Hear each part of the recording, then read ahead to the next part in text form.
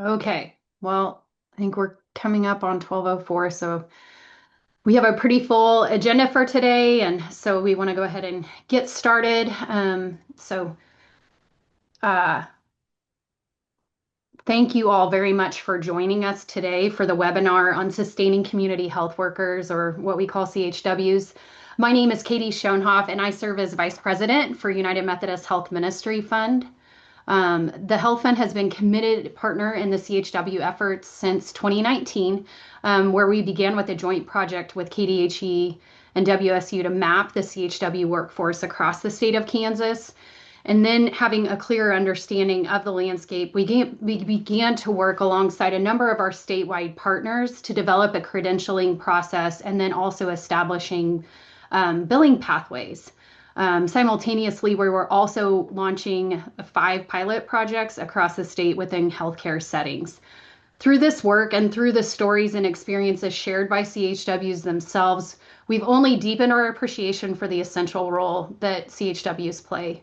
We recognize that community health workers help bridge the gap between their communities and healthcare and social services. We know that they provide culturally responsive care, improve access to services, and address social drivers of health, including food insecurity, housing instability, and transportation barriers. We know that they extend the reach of the healthcare teams by offering follow up education and support beyond clinical settings. In Kansas, we know CHWs are also essential, especially critical in rural areas where geographic isolation, provider shortages, and chronic diseases are even more pronounced. Since 2011, Kansas has made significant strides in building a strong, sustainable CHW workforce.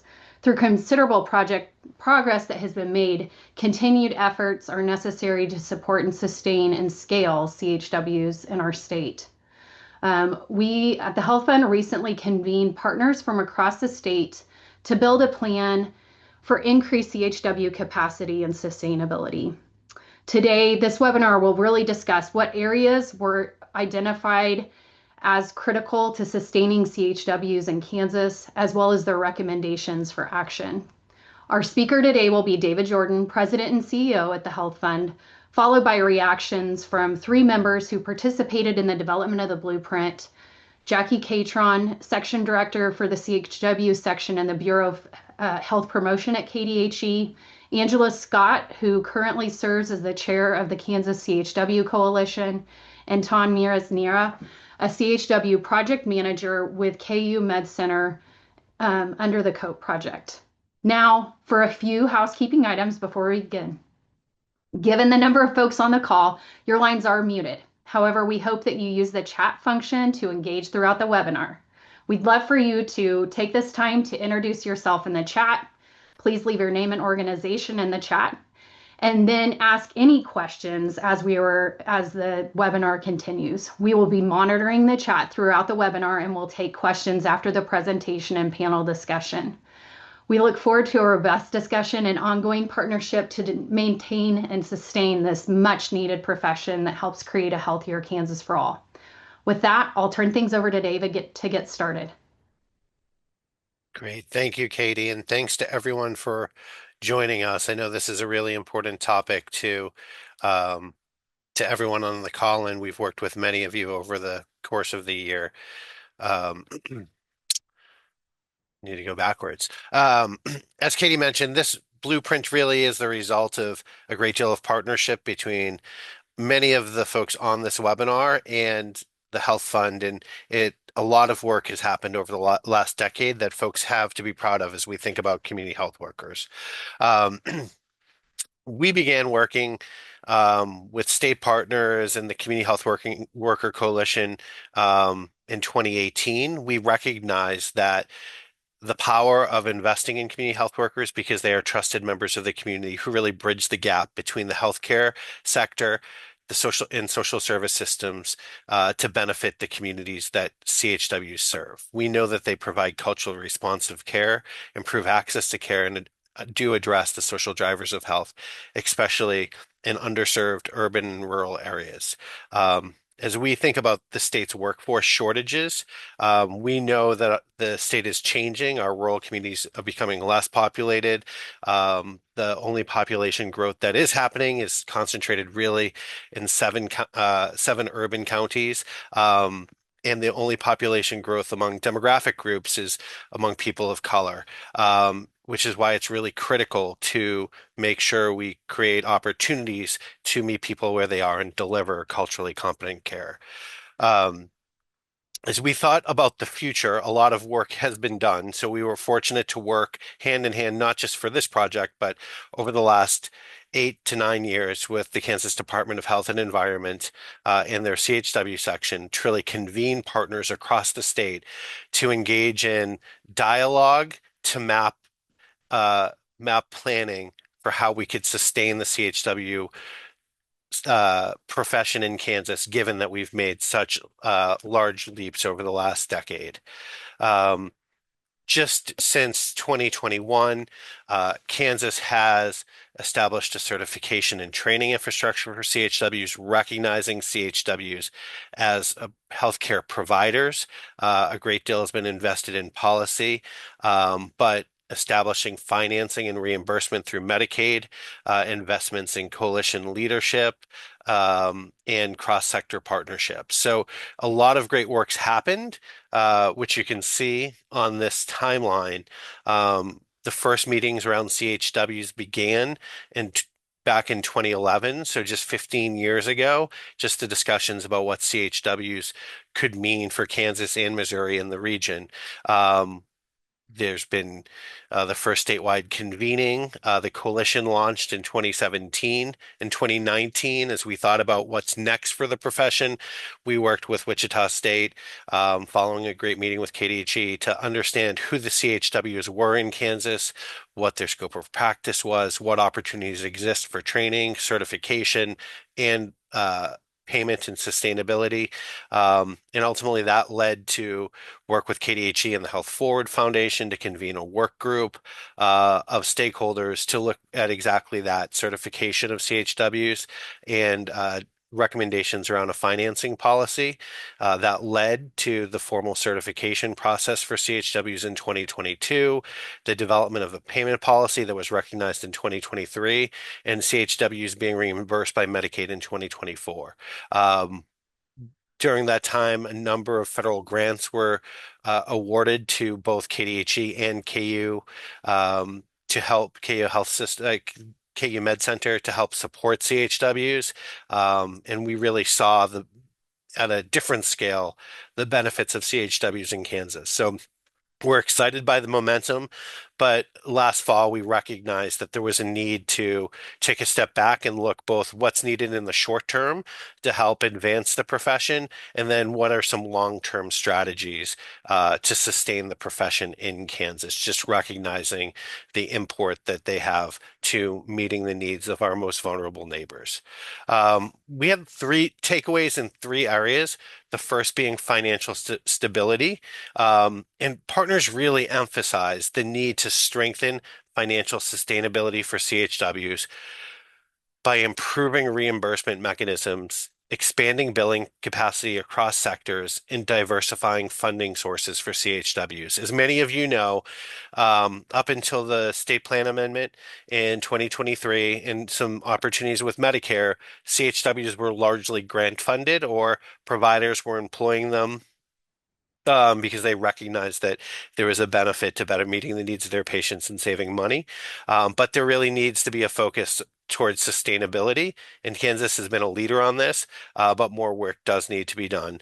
Um, the As part of the discussion on financial sustainability, the participants in our stakeholder group, which did, as Katie referenced, include CHWs, employers from rural health centers and FQHCs, not employers from community-based organizations, policymakers, philanthropy. We had a broad group of participants, but recognizing part of that discussion around financial sustainability does revolve around data um, and support for infrastructure so that we can monitor policy shifts and identify different opportunities.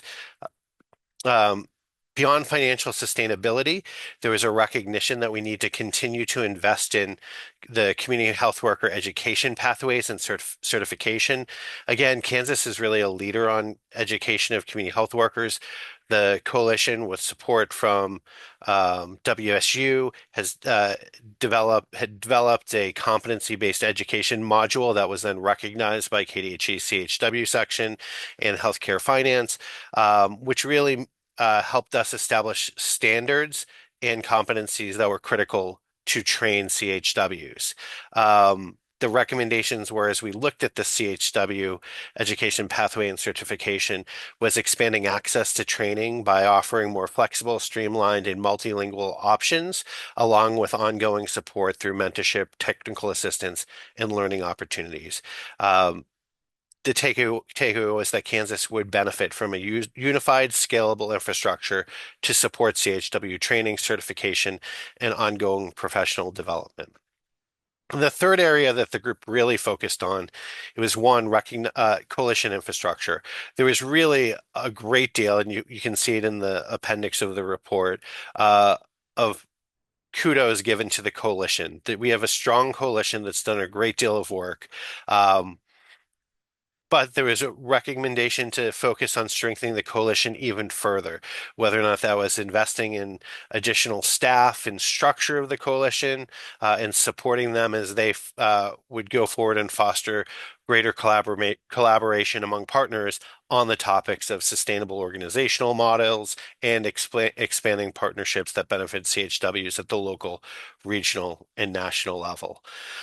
So, zooming in a little bit, I wanted to highlight some of the key recommendations in each of those topic areas. And again, these were really derived from all of the folks in the room representing a broad group of stakeholders. These are not representative of every single recommendation made in the report.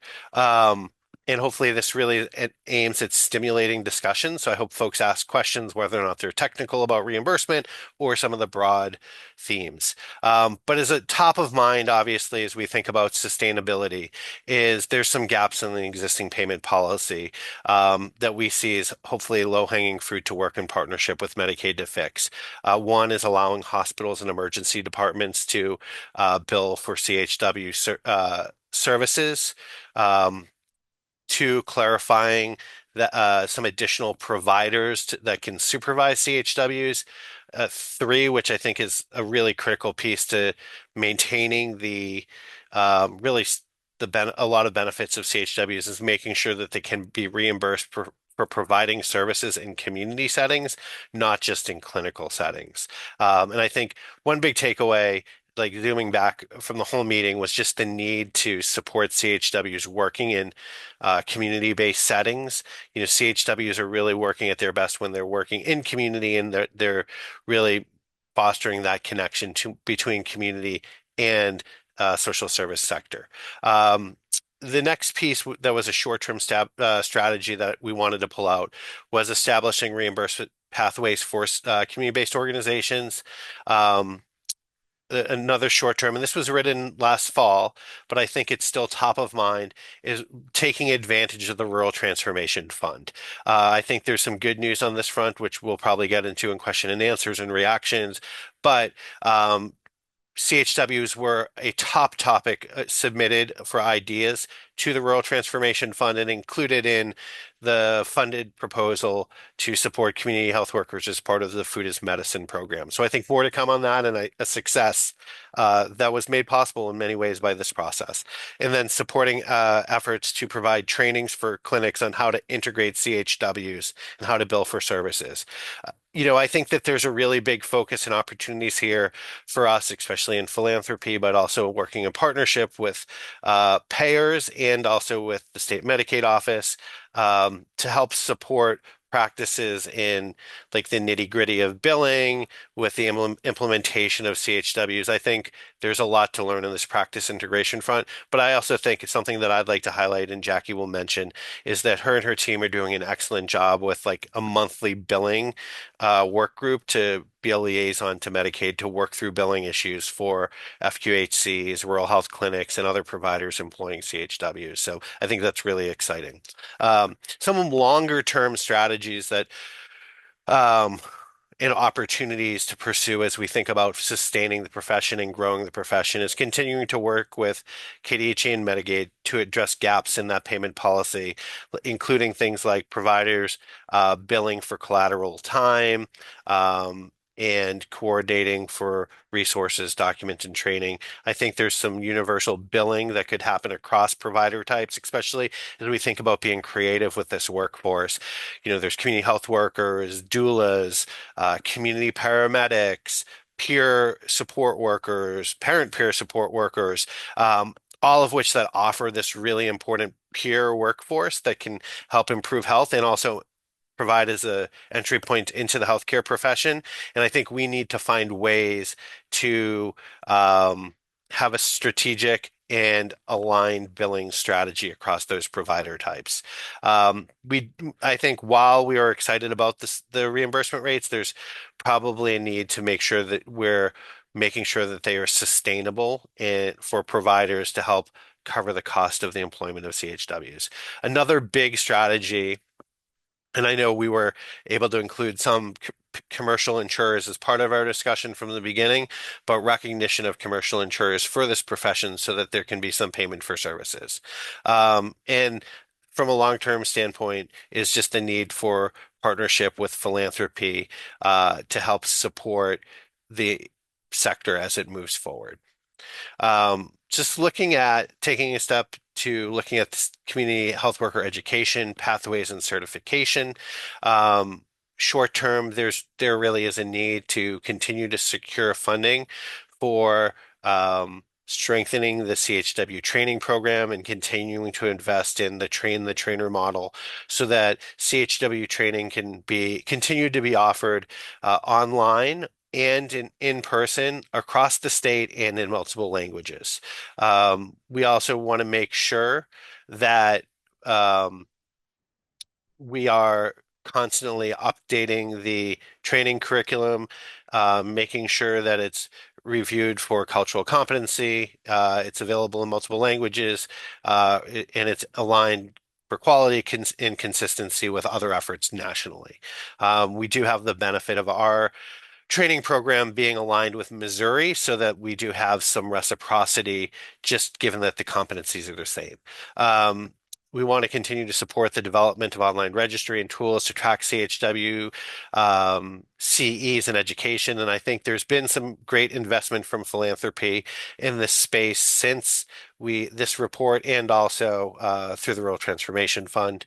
Technical assistance and community supports are a really big issue, but one real need identified is developing support to help community health workers deal with burnout and self-care, given like the stress that they're under day to day, helping people navigate some of the most challenging situations in life.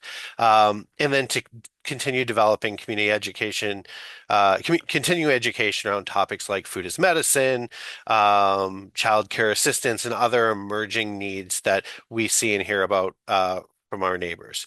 From a long-term standpoint, there's really a good recognition that we should be exploring tiered CHW specializations to take advantage of both align with employment opportunities and reimbursement. Looking at apprenticeship models, some states have really done a great deal of work using CHWs and getting their training through apprenticeship, creates job opportunities, creates income. Iowa presented on this at the Great Heartland Health Equity Conference, and the Lieutenant Governor and Commerce Secretary has done a lot to promote the apprenticeship model under the governor's leadership.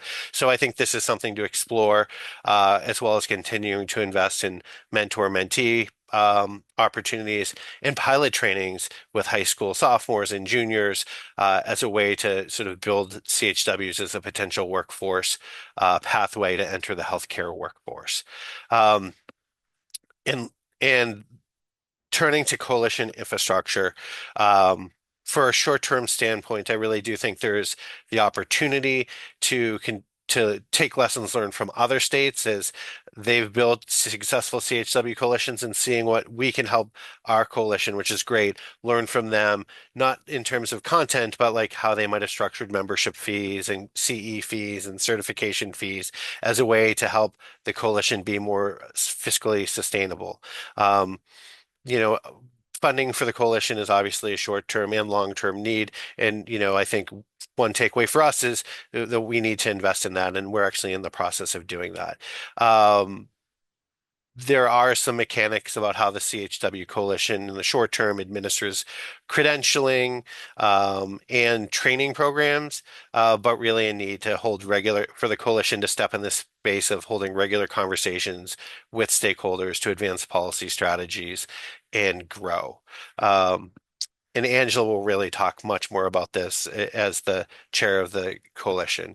And for the long-term strategies, there was just a recognition of, do we have this discussion about transitioning from a coalition to an association? What does that mean for how the coalition interacts with their stakeholders and how they live their mission every day? And given that Kansas is a leader in CHWs, see how the coalition might be positioned to provide assistance to other coalitions across the country, and to consider different membership fee structures. So there was a lot there to think about, but um, as we look ahead, I mean, we know that most Americans are struggling to navigate the healthcare system because it's complicated and costly. And I think because of federal changes around Medicaid and the end of the enhanced premium tax credits, it's only going to become more challenging for folks to afford healthcare and navigate our system. So CHWs are going to be in more demand than ever, because CHWs really do fill that gap in helping patients navigate the system, and it results in an evidence-based way we can show improved health for patients and reduced costs for the system. CHWs provide a clear return on investments for states. State Medicaid programs, for every dollar invested by state Medicaid programs, they see $2.47 in savings. So this is a real discussion, is like we are considering changes to Medicaid. However, we know that to sustain CHWs, there's a lot of work ahead for all of us, but I know that together we can achieve this. CHWs, providers, policymakers, employers, and philanthropy coming together, because we know the power that CHWs can have in improving health and the experience for patients, as well as saving money. So we look forward to working with you and hope these tangible recommendations can be helpful. We think this is like a living document, and but it's already generating some action. But we're going to be taking these recommendations to our partners in philanthropy and policymakers, uh, hand in hand with the coalition to help support this work. So with that, I'll turn things back to Katie and just thank you all for your time. Thank you, David, very much for the report. And I think from here, we are going to turn it over to Jackie first for reactions. All right, thanks, David and Katie. Okay, so when I kind of first approached like David and Katie about this, we were talking about, there's a lot of work going on, but maybe people are doing different things throughout the state, and we don't know about it, or there's a lot of people missing. And so it was kind of the idea behind doing this blueprint. And I find it really valuable because it creates like a shared actionable framework that we can use for the CHW role to help us move toward a sustainable system. And so, using these short-term and long-term strategies to guide not only our work at KDHE, but other partners' work as they're looking to, employ CHWs or different funders, Medicaid, commercial insurances, how can we all work together to move the work forward and set goals? And so for KDHE, we have been working, like David said, since 2022 is when the CHW section was started. And so from there, we've been really working to expand that billing capacity and diversify funding. We did start a billing work group. We actually have two work groups now. And so we have a billing like basic work group where we really just go through each month different strategies on how to start your billing, or if you're in the middle, where to go with that billing. And then a billing work group on claims. And so for the people that are billing, what issues are they seeing? And through this is where we, be able to find there's some providers maybe missing that people have employed at FQs or local health departments, and that's the most sustainable for them and their organization, but they're not an approved provider. And so how can we at KDHE advocate to improve some of that, or what locations are missing? So as David said, hospitals, ERs, CBOs. And so we talk through those things. Sometimes we find, it's just especially towards the beginning, when the reimbursements, the billing was going through, just wasn't maybe working right on one end or the other, and being able to get those aligned with the Medicaid rules, and so that those claims could be paid. So those groups happen. My team is on here, but I think it's every other month, and they can always post them or we can send them out later. But anyone can join, and there's a lot of questions and answers and topics and different things that are discussed with each one. Um, and then we kind of have found that it's worked, and what my team still does from those is we really help any organization that reaches out and asks, how can we implement a CHW, whether they need help with workflows, whether they need help with the billing and sustainability. Sometimes it's everything. Sometimes it's helping them to explain to their leaders what a CHW is, how valuable they are, what they do, how they really work best out in the community. And so sometimes in a healthcare setting, people are used to everyone staying inside those four walls. And so we come in and, really explain that for a CHW, they do their best work and get the best progress when they can meet those patients where they're most comfortable. Sometimes that's in the patient's house. Sometimes it's in a local coffee shop or fast food or library, wherever that patient is. And they can also then be at those community spots and find other community members that maybe need assistance with getting back connected to healthcare or getting those social service needs, whether it's the housing or the food. And so really being able to be outside in the community, and they know their communities, they're far from their communities most of the time. The majority of community health workers have some lived experience, and so they really know how to move that work forward, and they find out things that the provider's not finding out or the nurse isn't finding out, and that's why they work so well. And so we can come in and help with any of those things. Sometimes we get called in the very beginning, and sometimes we get called in of we've been trying to do this for a while and it's not working. So we can help at any point with that. The other thing, that we've been doing a lot on, as David talked about, the educational providers. And so that was something we'd heard a lot about, as well as expanding educational providers so that there are more available across the state and happening more frequently. Classes, we're still working on that as we get emails or calls frequently. Is there a class going, or a class coming up? And we're like, well, there's currently 2 classes going, but you can't join those, and the next class isn't going to be for several months. And so how can we as a team work to figure out there's not that gap for people that want to become CHWs and have months of waiting? And so that's something else that we spend a lot of time on. And then, it's really just our assistance is what are CHWs saying? And so we also have like CHW peer groups where they come and talk with my team about like what are they seeing in their community that they need help with? What is missing? Is it support? Is it education? Maybe they didn't know about a educational CE that's available, or maybe there isn't one developed yet, and that's something we can work on. And so those peer groups of CHWs really have helped pilot a lot of this work, push it through. So those are also available. I want to say I think my team does them monthly with different topics. And again, for any community health worker that wants to come, it's just those peer groups are just CHW so that they really feel comfortable saying what they feel like they need. And a big part of that with the educational push was they felt like they needed more hands-on learning and job shadowing. they really felt like they weren't getting that experiential learning part of it. And so that's something we've been working on and could definitely always use help as we find a lot of times a CHW is hired in a rural area and they're the only one there and there's not another one for a couple hours. So that shadowing may not be available there, but how can we support them to get more opportunities for community outreach events, or if there's a someone else doing similar work in the area, or expanding the community health workers so that they aren't the only one. Um, and another topic David had mentioned was the burnout. So that's where that tends to happen a lot, is they're the only CHW and the organization finds they can't live without them.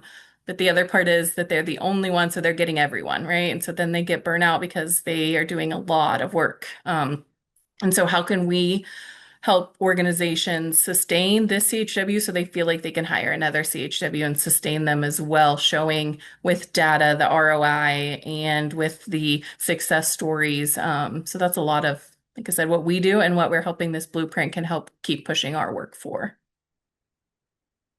And I think, Katie, do you want me to turn it over to, I think Angela was after me.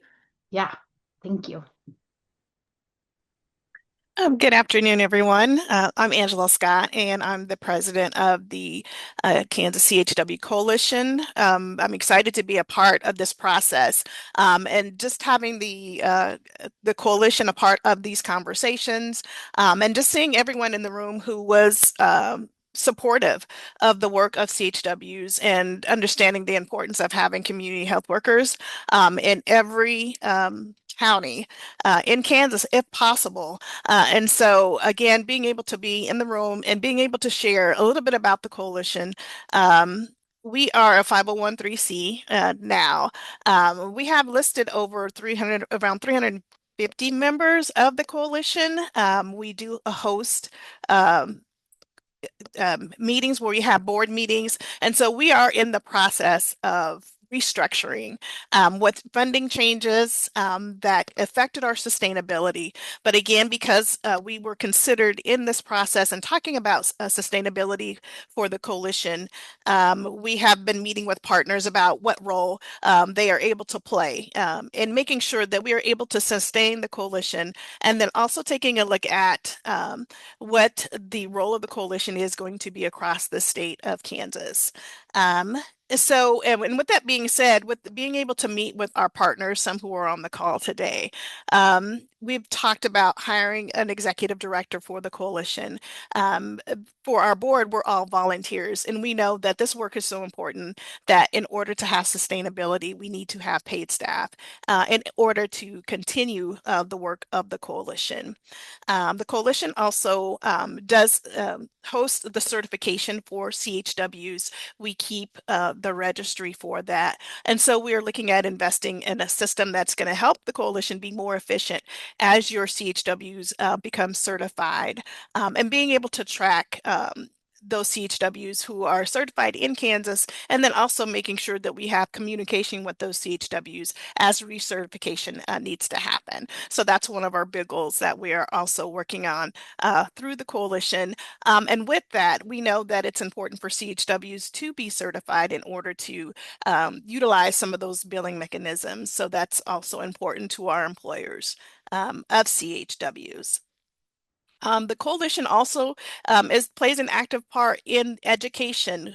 We have the education committee that meets monthly to discuss the CHW curriculum as well as continued education for CHWs across the state. As Jackie mentioned, we have providers who are coming aboard who are going to be able to help with some of the wait lists that we've had. We also the coalition participates in evaluating those new providers that come on. So working closely with KDHE and Jackie and her team to make sure that we are consistent across the board of who's providing the curriculum for our CHWs. As we continue to develop and grow the coalition, we are also establishing collaboratives so that we make sure that we are consistently providing opportunities for CHWs to come together. And those meetings would be held quarterly is what we're looking at. So again, that there are opportunities for CHWs to come together just to have conversations, talk about what's important to them as far as the work that they're doing. Also, just to do a temperature check on how they're feeling about the work, and for the coalition just to be a support. Also, looking at doing support and education for employers of CHWs. We often get emails from employers who want to implement CHW programs, or maybe they have CHWs and they're not really sure what training would be beneficial for their CHWs to have, or they may have questions about processes and things like that. And so we really want the coalition to be a focal point, almost like a hub for not only the CHWs, but also for employers to be able to come to us and to receive resources. As we continue to grow, we know that it's important to be able to reach every region in Kansas. And so one of the things that we'll be talking about in the future is having leaders in different regions of Kansas so that we can have those in-person meetings that aren't always feasible to have on a regular basis, and having people travel so that somebody has a CHW. If you're living in Western Kansas, you have one of those leaders right there that you can meet, have coffee with, and again, be able to have that mentor or that support happening in person.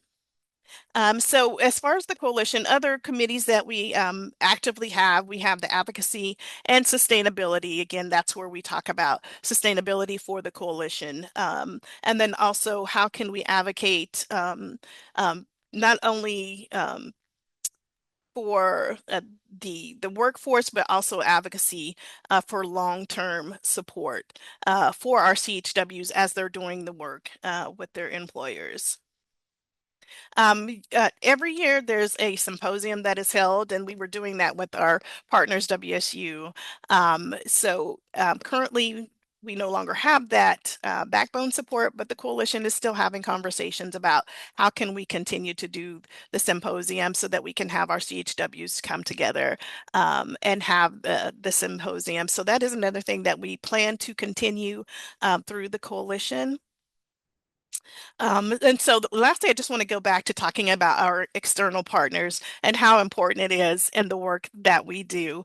We can't do this work without funding. And so we are so grateful for our partners who have come together and having those conversations and again, wanting to see CHWs continue to be successful. And as we've met with other states, as it was mentioned before, that we're a leader in a lot of the areas, including our coalition. I'm able to get on calls with the National CHW Association. And as we're in our smaller regions and talking about what we're doing in Kansas, and that would not be possible without the partners that we have and the support from our allies and those CHWs who show up to our board meetings, are active participators in the coalition. And so just wanted to show appreciation for that. And we'll say that if you have CHWs, if you're on the call and you're not a part of the coalition or you're not actively involved, we invite you to join us. We do have our website that has the information of when we host our meetings. There are a lot of great things that are going to be coming from the coalition. We are also looking at membership and what the benefits are of being a membership of the coalition. We need leaders that can come in and also help us continue to build. So if you're not a part of the coalition, even if you're an ally, we welcome you to join us in our meetings and help support the CHWs across the state. And so with that, I'm going to turn it over to Tom. Thank you, Angela. So Tom Miraz here with the University of Kansas Medical Center. I am currently a project manager. I've been a CHW for several years, and seeing all these outcomes, everything that has been done throughout the years to support community health workers is very powerful. But we have to also focus on the CHWs, and to the CHWs that are here today, this is the call to action to you. Engage. Don't take the back seat, because the changes that are happening nowadays with CHWs in the state of Kansas, you have to have a voice. And if you don't join the coalition and if you don't join these discussions, you're going to see it happening without your contribution, and this is very important. I also wanted to echo what Angela was just talking about with the partners. I feel like across the state of Kansas, many organizations, clinical organizations, non-clinical, community-based organizations, health departments, hospitals, everybody has been playing very nicely on collaborating with each other, allowing other organizations to host the CHWs, collaborating with clinical CHWs and non-clinical CHWs. And that is an important feature that we have and that many other states don't have, you know? And that's why Kansas is in the top list of community health worker programs and projects and initiatives. And that is very, very important. I will say that thinking of the root idea or the basic idea that community health workers are there to better the health of Kansans, that's it. That's where we have to start.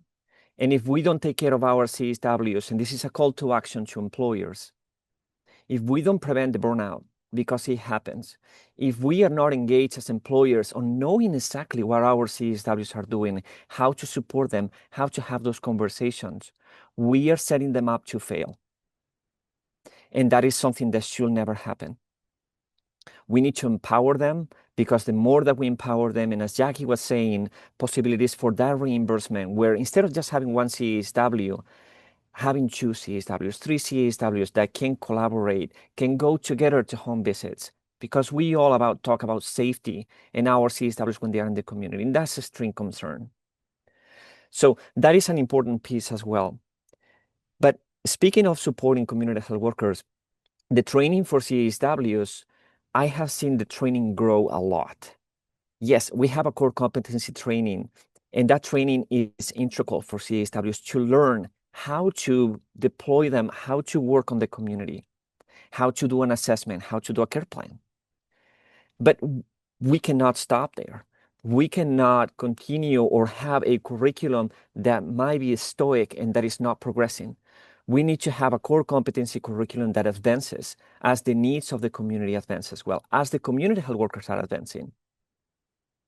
A core competency curriculum that allows you to tailor your training to what you're going to be doing in the community. If you're going to be a CSW that is going to be working with maternal health or substance use or mental health, that you have a training that focuses on that. And beyond that training, having other trainings across the community, across the different education systems that will allow CSWs to get trained and to go up in the ladder as well.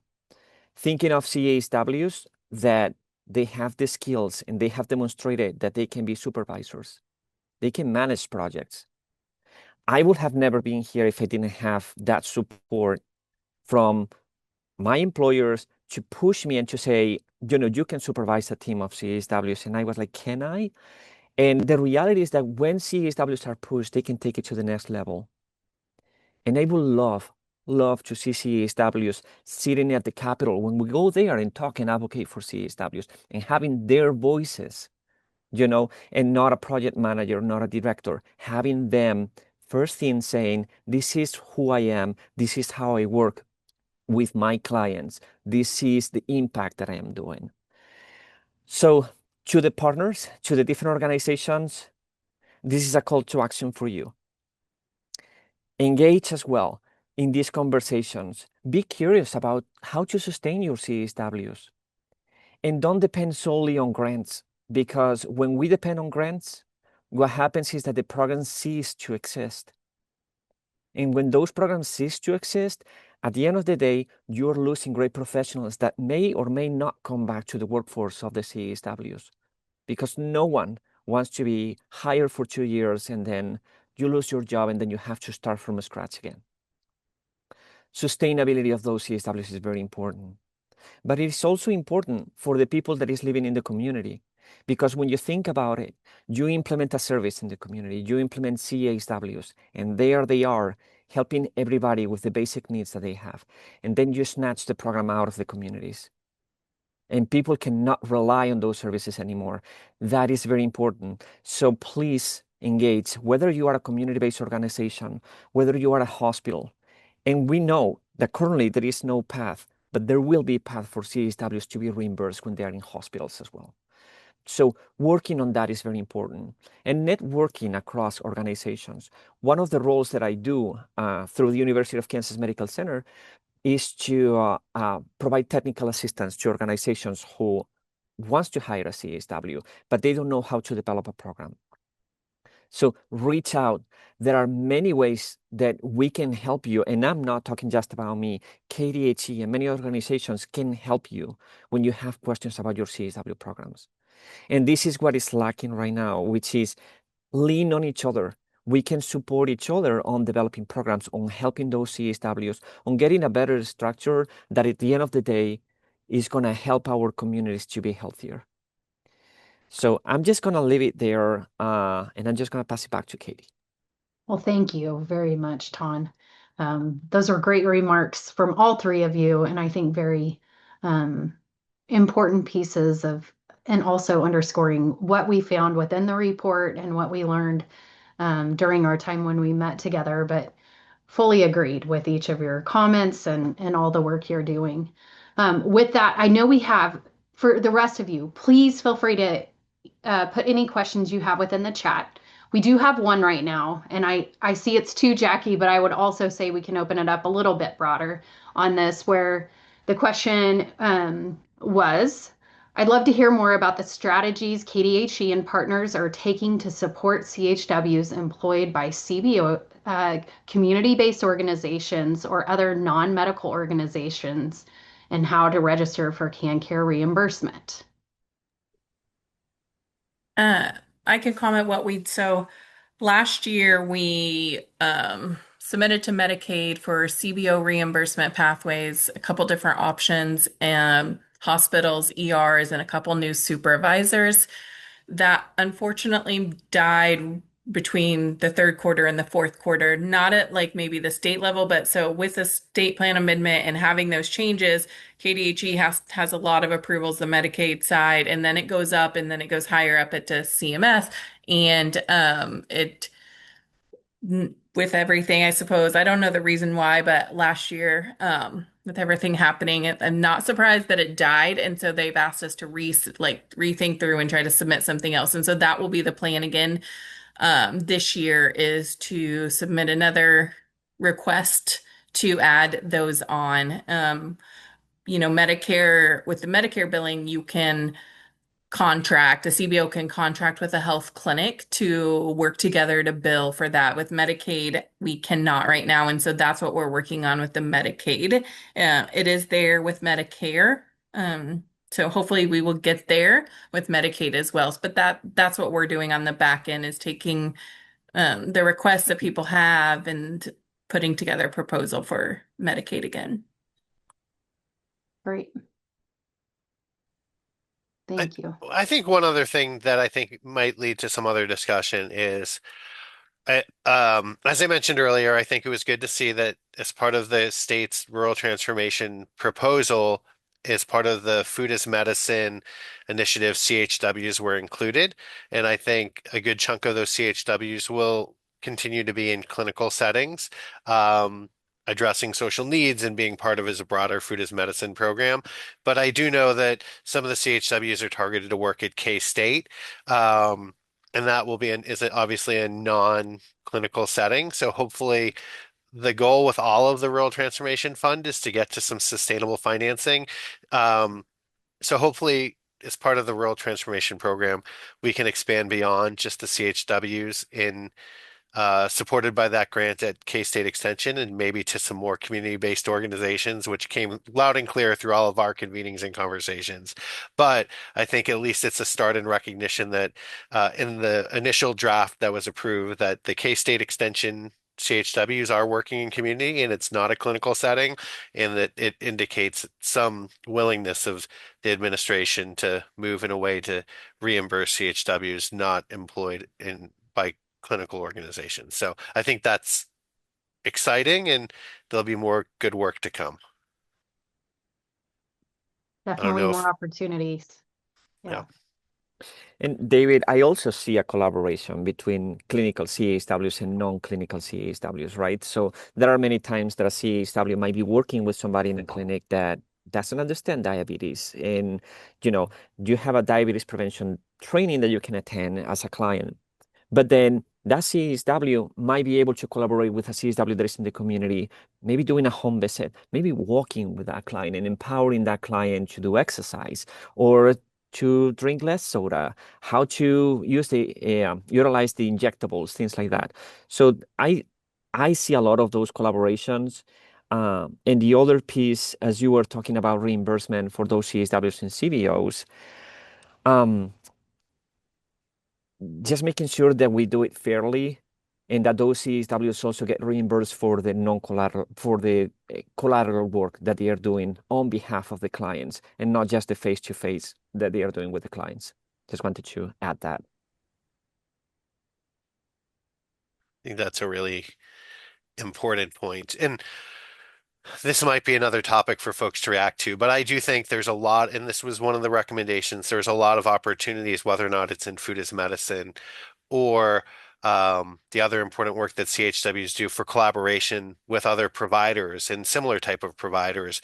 We're doing a lot of work with EMS and community paramedicine, and there's just a lot of synergy there between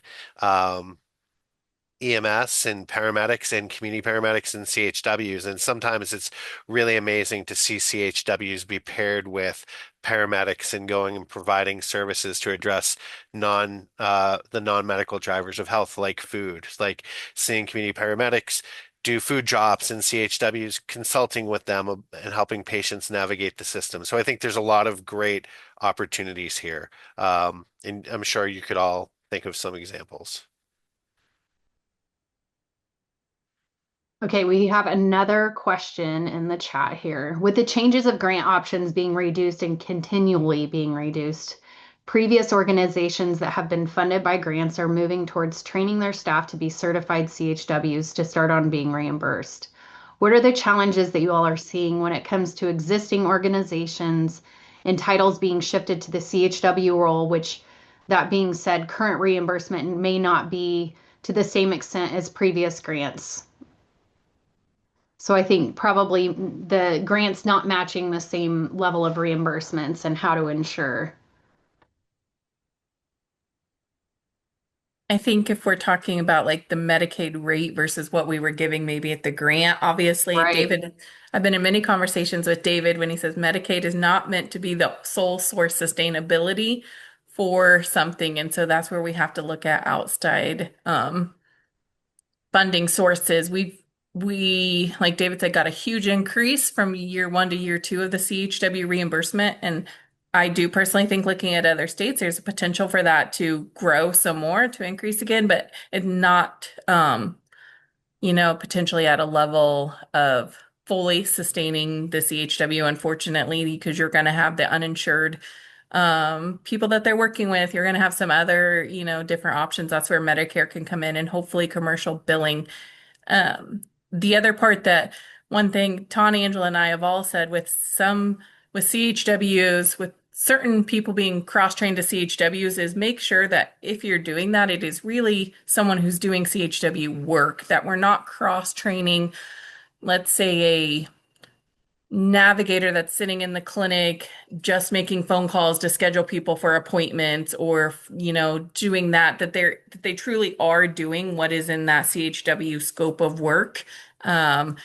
And a lot of times you will find that you probably do have someone that at your organization that would be a great CHW that is really passionate about that work, and they have to be allowed to do that work, or they're not an admin just sitting answering phones. Like, they truly are a CHW. That is our biggest thing that we all advocate for when training someone else to be a CHW, and shifting that title is also, we're shifting the role. We're not just shifting a title.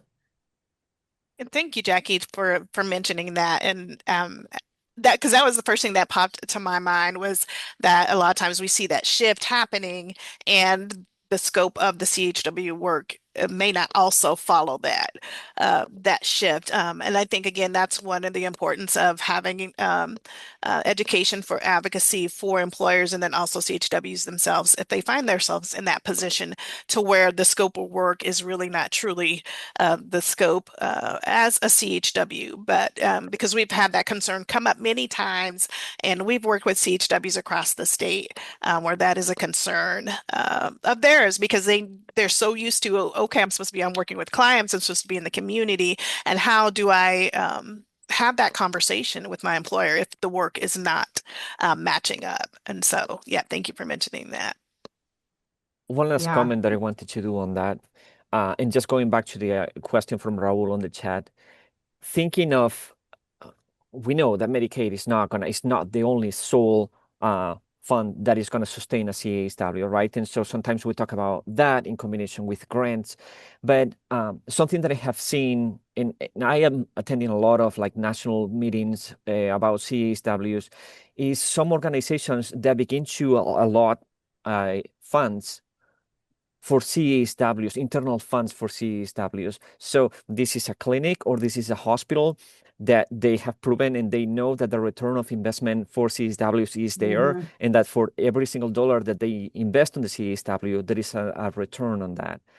So challenging organizations across Kansas to begin to think about the same. So you're sustaining other professions, you are sustaining social workers because they are valuable and you need them. Why is not the same happening for community health workers? So just food for thought and just thinking about that because that's also very important. I think tying in with this question, we've had a couple of questions about Medicare and how reimbursement is for them. And I've seen a response, but I also wondered if Jackie or others, if you wanted to chime in on experience with reimbursement for Medicare. Agree, it is higher.